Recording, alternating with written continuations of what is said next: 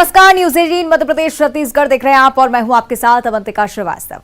दोस्तों, हमारी भारतीय संस्कृति इंसानों और जानवरों के सह अस्तित्व का आधार है। इस समृद्ध संस्कृति की वजह से हमारा देश दुनिया की जैव विविधता का करीब 8% अकेले शेयर करता है। हालांकि कुछ दशकों पहले तक शिकार की वजह से कई स्पीशीज खतरे में पड़ी।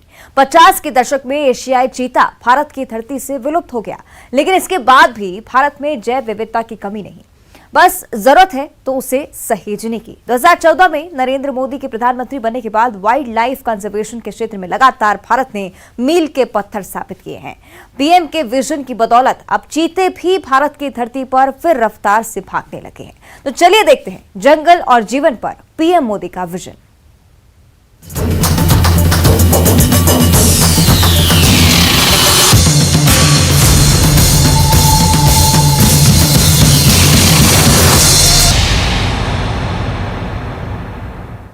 टाइगर स्टेट मध्य प्रदेश की धरती पर अब चीते एक बार फिर से रफ्तार भरने लगे हैं। करीब 70 सालों बाद जंगली माहौल ने चीतों की वापसी एक ऐतिहासिक मौका है।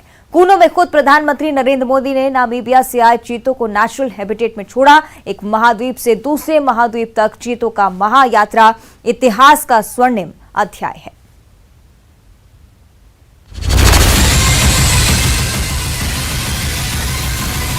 अद्भुत,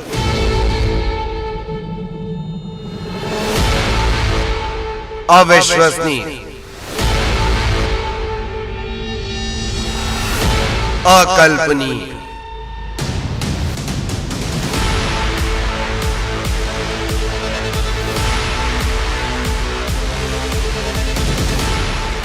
सत्तर साल बाद हिंदुस्तान की जमीन पर चीतों के कदम पड़ते ही इतिहास के पन्नों ने इस क्षण को स्वर्ण अक्षरों में दर्ज कर लिया। आने वाली पीढ़ियां, आने वाली सदियां 17 सितंबर 2022 की ये तारीख याद रखेंगी।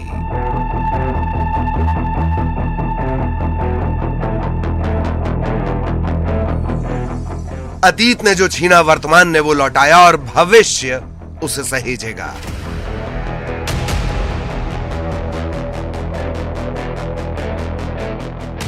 ये क्षण सिर्फ इसलिए ऐतिहासिक नहीं क्योंकि भारत में चीते लौट आए हैं, बल्कि पूरी दुनिया को महान भारतवर्ष की इस धरा से एक बार फिर शांति और प्रेम का संदेश मिला है।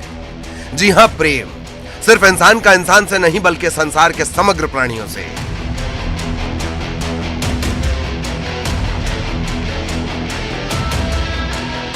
युद्ध का खुमार विनाश लाता है, लेकिन प्रेम और शांति से मानवता का सुनहरा भविष्य सुनिश्चित होता है।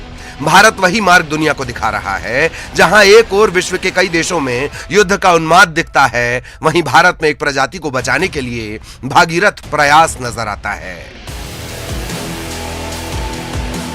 मानवता के सामने ऐसे अवसर बहुत कम आते हैं जब समय का चक्र हमें अतीत को सुधार कर नए भविष्य के निर्माण का मौका देता है। आज सौभाग्य से हमारे सामने एक ऐसा ही क्षण है। दशकों पहले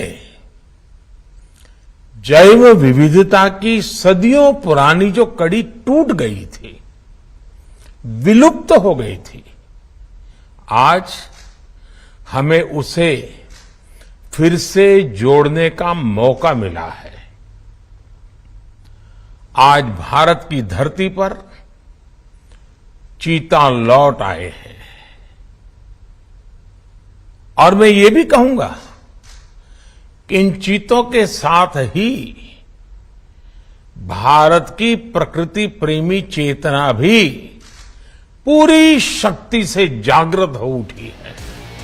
एक महाद्वीप से दूसरे महाद्वीप तक चीतों की महायात्रा किसी मनोरंजन के लिए नहीं, बल्कि यह सुनिश्चित करने के लिए है कि प्रकृति और इसकी जैव विविधता को बचाने के लिए भारत के पास संकल्प है और सामर्थ्य भी है।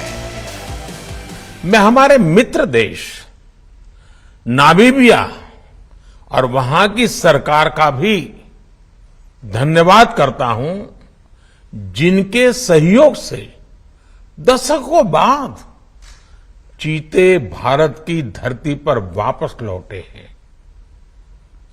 मुझे विश्वास है ये चीते न केवल प्रकृति के प्रति हमारी जिम्मेदारियों का बोध कराएंगे, बल्कि हमारे मानवीय मूल्यों और परंपराओं से भी अवगत कराएंगे।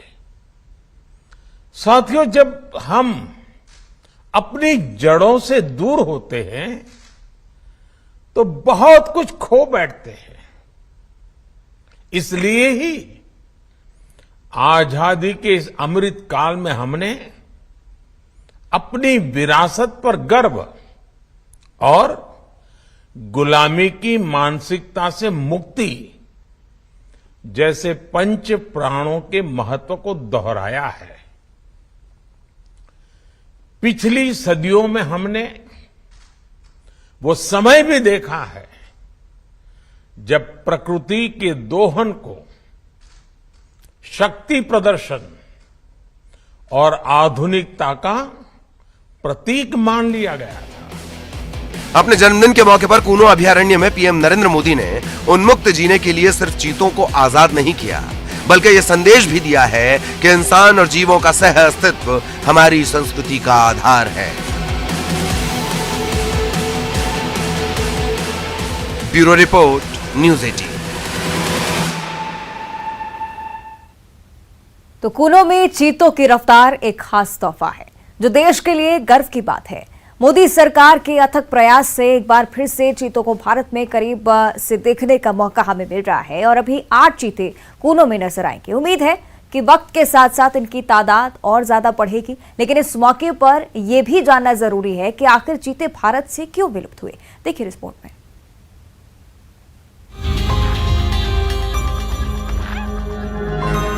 एक बार फिर चीते भारत में नजर आएंगे।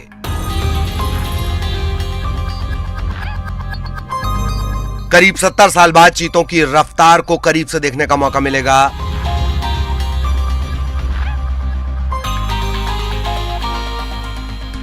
हालांकि कूनो के चीते एशियाई नहीं बल्कि अफ्रीका के हैं।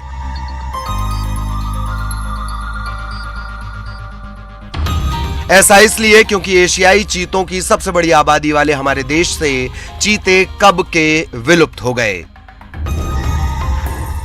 बताया जाता है कि मिडिल ईस्ट के कुछ देशों में चंद एशियाई चीते बचे हैं। यह खुशी की बात है कि मोदी सरकार की कोशिशों के बदौलत भारत में चीते फिर नजर आएंगे, लेकिन एशियाई चीतों के विलुप्त होने का दर्द हमेशा बना रहेगा।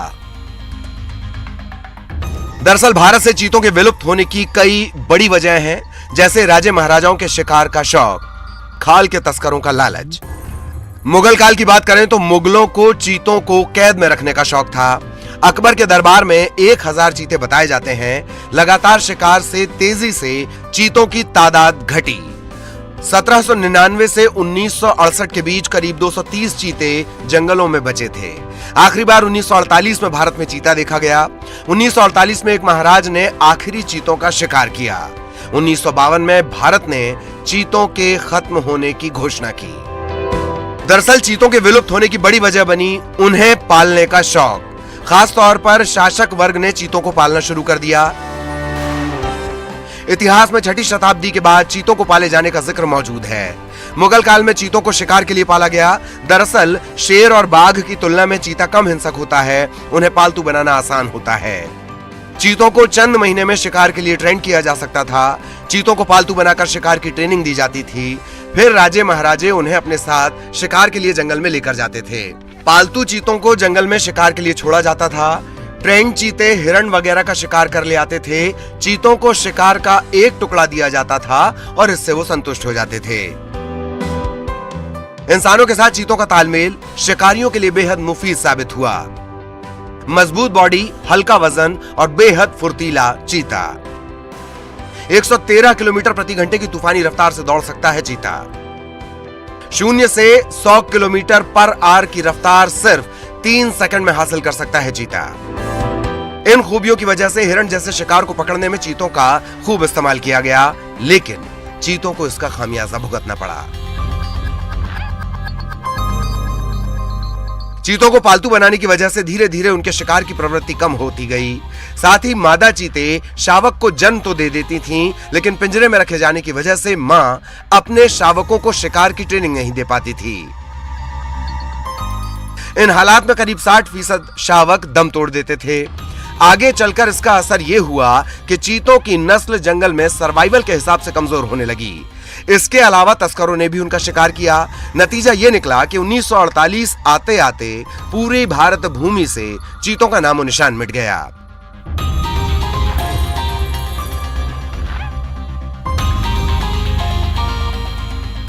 Bureau report, news 18।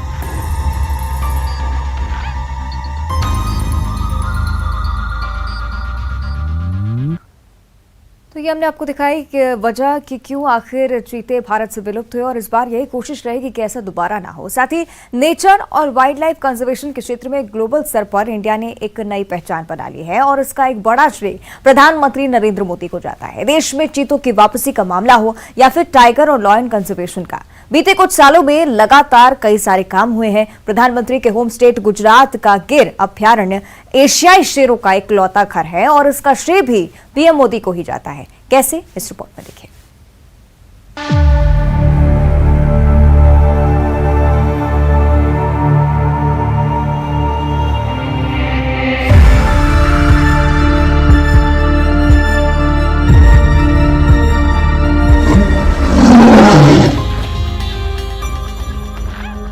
गिर एशियाई शेरों का घर।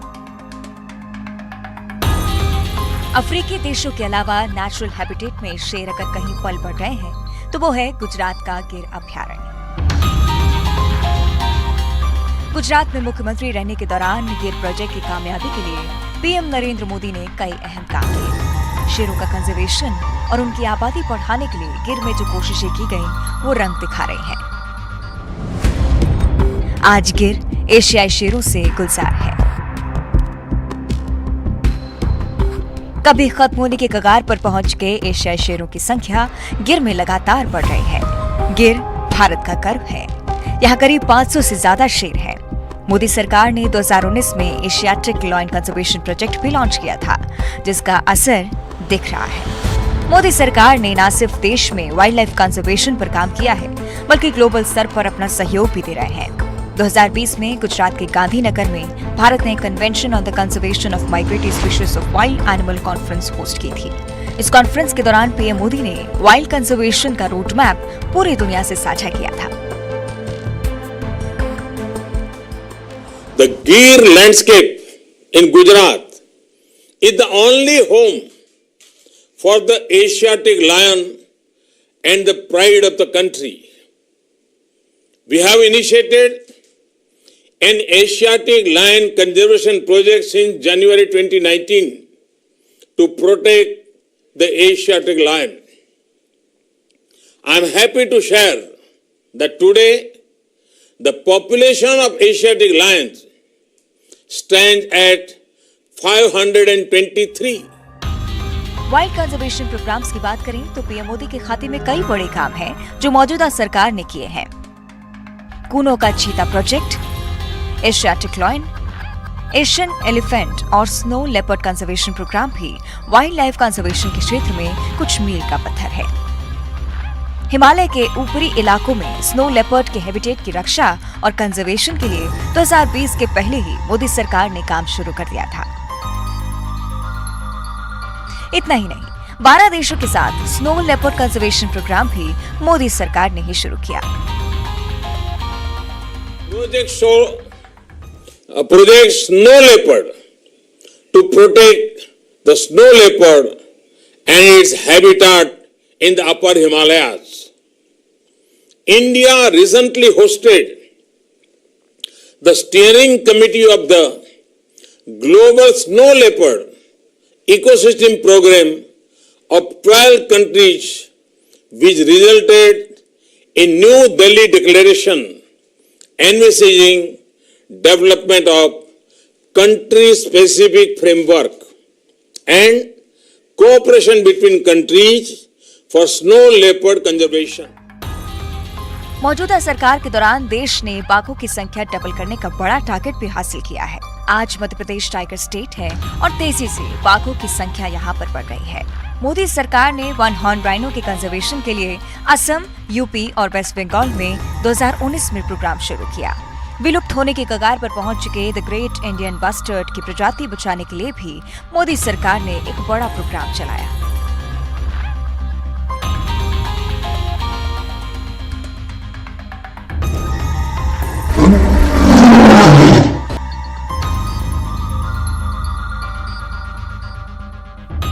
भारत में चीतों का फिर से बसना देश को वाइल्ड लाइफ के मामले और विविध बनाने के पीएम मोदी की सोच का नतीजा है। ग्लोबल बायोडायवर्सिटी का 8% शेयर करने वाला हमारा देश अब चीतों के लिए भी जाना जाएगा।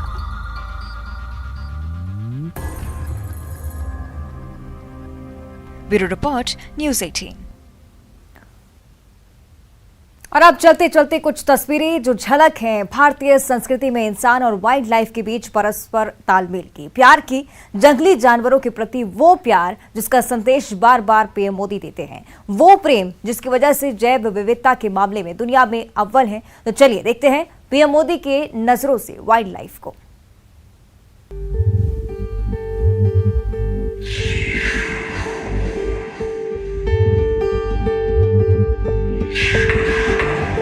कुनू को चीतों से गुलजार करने का सपना और संकल्प पीएम मोदी की प्रकृति और पशु पक्षियों के प्रति प्यार का बड़ा उदाहरण है।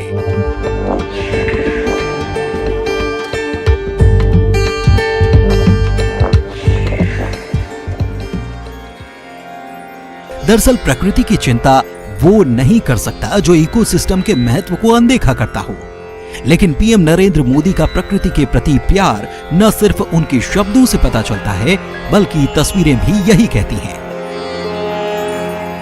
जरा इस तस्वीर को देखिए। इस तस्वीर ने दुनिया भर में सुर्खियां बटोरी।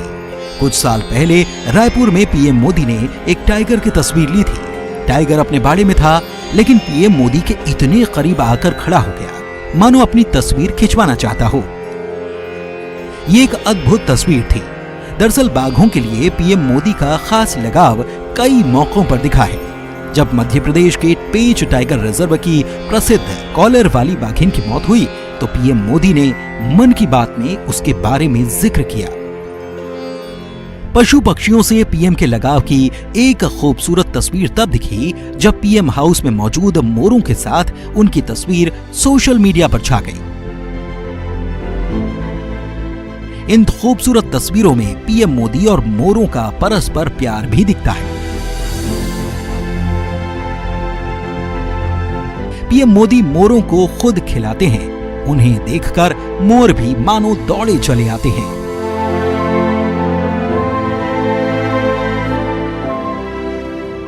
पीएम मोदी ने गुजरात को भी वाइल्ड लाइफ सेंचुरी का एक बड़ा तोहफा दिया है। केवड़िया में जहां सरदार वल्लभ भाई पटेल की सबसे ऊंची प्रतिमा स्टैच्यू ऑफ यूनिटी है, वहीं बना है खूबसूरत प्राणी उद्यान। इस खूबसूरत प्राणी उद्यान से भी पीएम मोदी की पशु पक्षियों के साथ कुछ खूबसूरत तस्वीरें सामने आ चुकी हैं। पीएम मोदी ने यहां जंगल सफारी का लुत्फ उठाया था, लेकिन इस दौरान सबसे खूबसूरत वो तस्वीर थी जिसमें पीएम की बाजुओं पर तोते बैठे थे। ये खूबसूरत तोते पीएम के साथ इतने सहज थे मानो इन्हें पहचानते हों।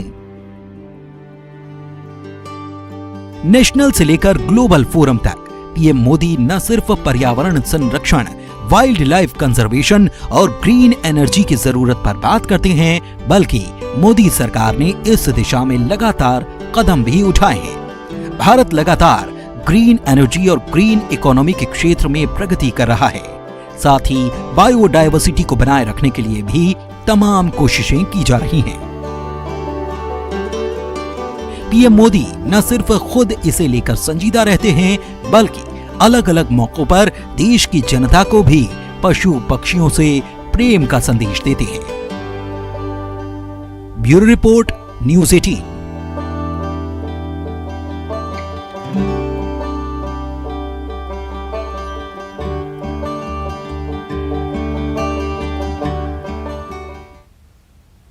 तो ये था पीएम का प्रकृति प्रेम और भविष्य को लेकर वाइल्ड लाइफ कंजर्वेशन के लिहाज से उनका विजन। इसी के साथ इस खास पेशकश में फिलहाल इतना ही। आप देखते रहिए न्यूज़ 18।